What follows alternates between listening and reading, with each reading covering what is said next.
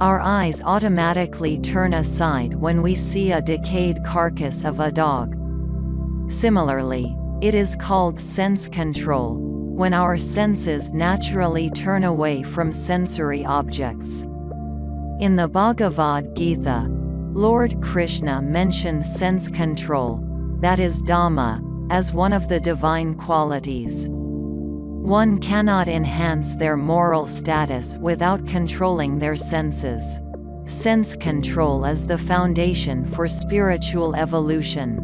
One cannot travel in the direction of God without controlling their senses. Without traveling in the right direction, one cannot attain the ultimate state.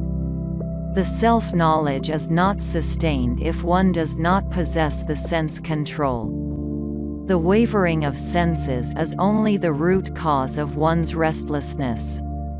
The senses must be punished, conquered, and driven in a disciplined manner. Lacking sense control leads to mental ill health. Self-control and sense control nurture the foundation for self-realization.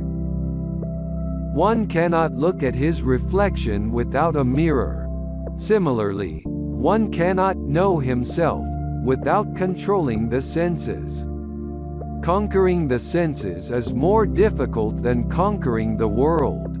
The divinity doesn't reveal itself until and unless the world disappears. The world does not vanish until the senses are controlled. The senses represent domestic horses. Humbling and befriending them requires effort from our end and the grace of God. Tyagaraja said, "However great one may be, they are but slaves to lust and gold." One cannot control the senses while contemplating upon the sensory objects. Sense control can be achieved only by contemplating upon the self.